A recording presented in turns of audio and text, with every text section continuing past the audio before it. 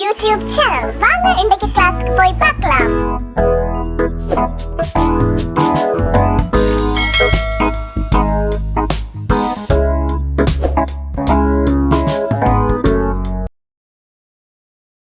செல்வங்கள் அனைவருக்கும் எனது அன்பான வணக்கம். இன்று நாங்கள் சுற்றாடல் பாடத்திலே தரம் 1ற்கான அலகு 15 சுற்றுப்புறத்தில் வெவ்வேறுபட்ட இடங்கள் பார்க்க போகிறோம். வாருங்கள் பார்ப்போம்.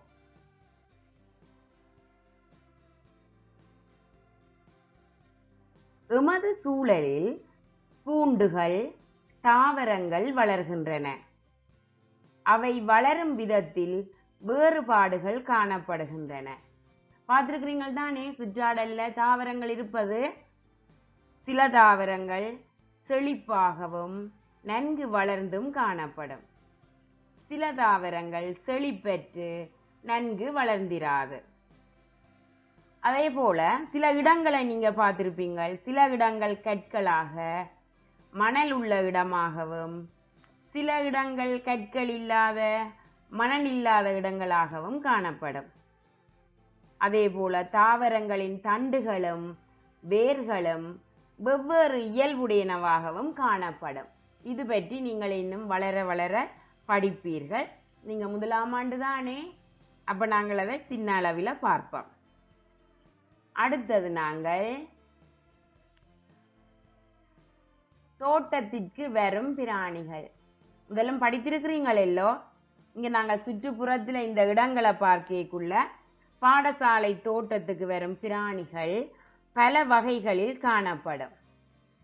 அவை தோற்றத்திலும் நடமாடும் விதத்திலும் நிறத்திலும் அவை சஞ்சரிக்கும் இடங்களிலும் வேறுபடும். பார்த்திருக்கிறீங்களோ இப்படி பிராணிகள் எல்லாம் வந்தத? வண்ணத்து பூச்சி பறக்கிறது பார்த்திருக்கிறீங்கள் என்ன?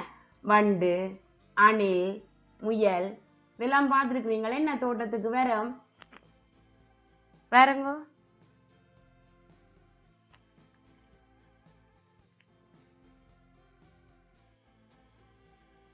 அடுத்தது பாருங்க, கூட்டமாக நடமாடும் பிராணிகள். கூட்டம் கூட்டமா வருவின. பார்த்திருக்கிறீங்களா? பாருங்க வடிவா என்னென்ன உங்களுக்கு தெரியுதாண்டு? கிளி, காகம், என்ன பாருங்க, வௌவால், கொக்கு, எறும்புகள், மாடுகள், தேனி, என்ன இவையெல்லாம் கூட்டமாக நடமாடும் பிராணிகள். அடுத்தது பார்த்தோம்னா தனியாக நடமாடும் பிராணிகள். பாருங்க தனியாக என்னென்ன வரும்? இவையெல்லாம் வரும். பாருங்க தெரியுதா படம்?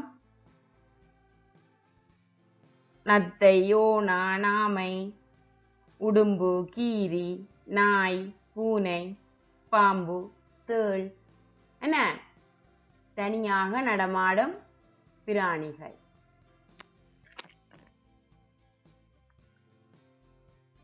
அடுத்தது பார்த்தோம்னா சோடியாக நடமாடும் பிராணிகள். 2 பேரா வருவின ஒப்பண்டாலும் நீங்க பார்த்திருப்பீங்க. ஒரு ஆள் நின்றா பக்கத்துல மற்ற சோடி நிற்கும்.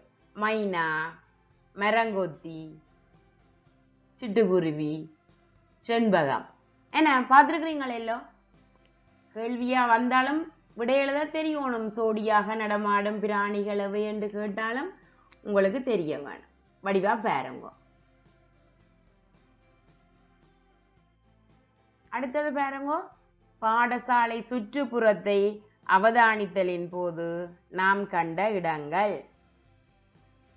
நீங்கள் 1ஆம் ஆண்டு தொடக்கத்துல வந்த போது டீச்சர் என்ன செய்திருப்பா? பள்ளிக்கூடத்துக்குள்ளே இருக்கிறதுகள் எல்லாம் கொண்டே காட்டியிருப்பா. இல்லை என்னென்ன அறைகள் எல்லாம் இருக்குது, என்னென்ன இடங்கள் எல்லாம் இருக்குதுண்டு. இது பாடசாலை சுற்றுப்புறத்தை அவதானித்த போது நாம் கண்ட இடங்கள்.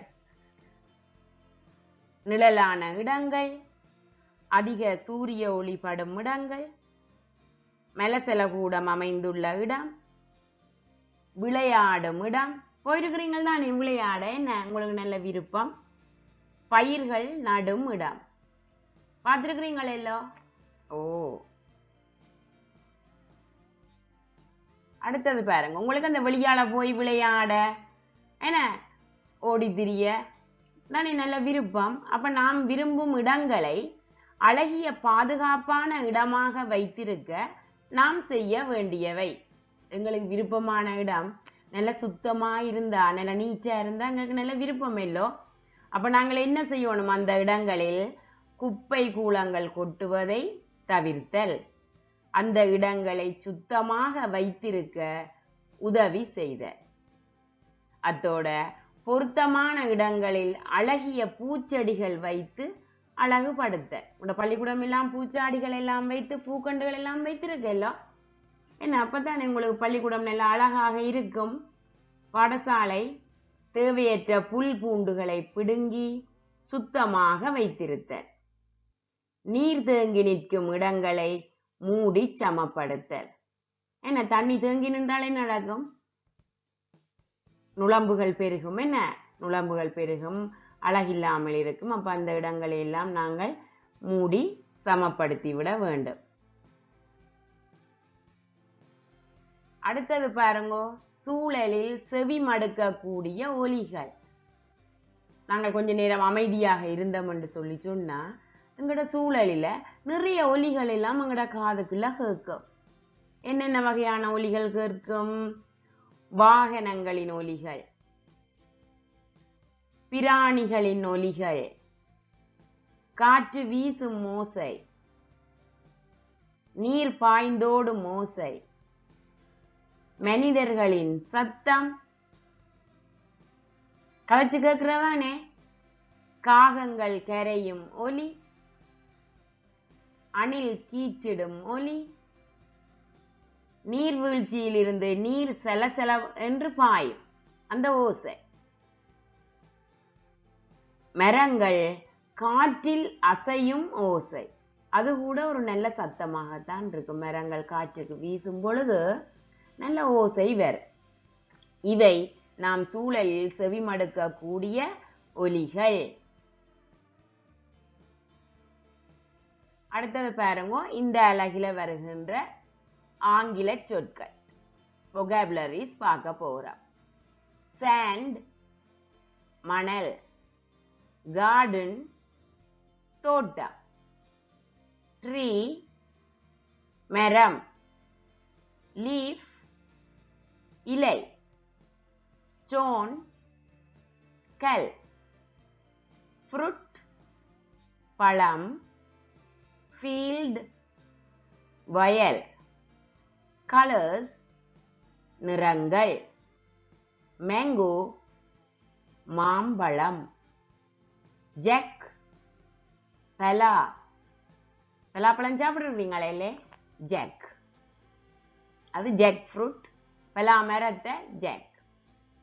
orange தோடம்பழம், coconut தேங்காய், soil மண், plant தாவரம், flowers மலர்கள், hill குன்று, river ஆறு, stream ஓடை, swamp சதுப்பு நிலம், fence வேலி.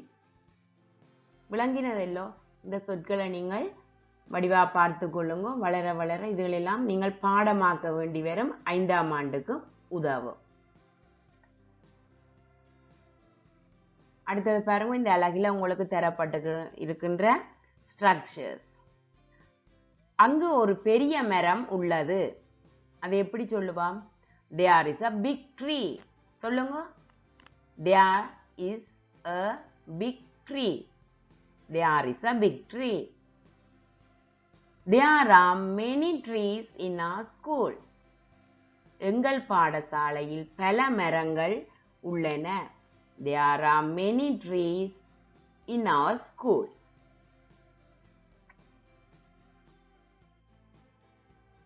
இங்க பாருங்க, இங்க ஒரு சாங் இருக்கு. நான் படிக்கிறேன், அதே மாதிரி நீங்களும் படித்து பழக வேணும். சரியா? வடிவாக்கு எழுங்கோ. red and yellow, red and yellow, green, blue and white, green, blue and white, colors of the flowers, colors of the flowers, we like them.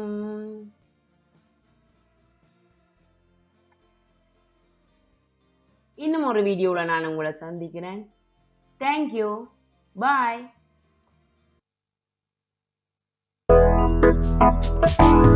இந்த வீடியோ உங்களுக்கு பிடிச்சிருந்தா லைக் பண்ணுங்க, ஷேர் பண்ணுங்க, சப்ஸ்கிரைப் பண்ணுங்க.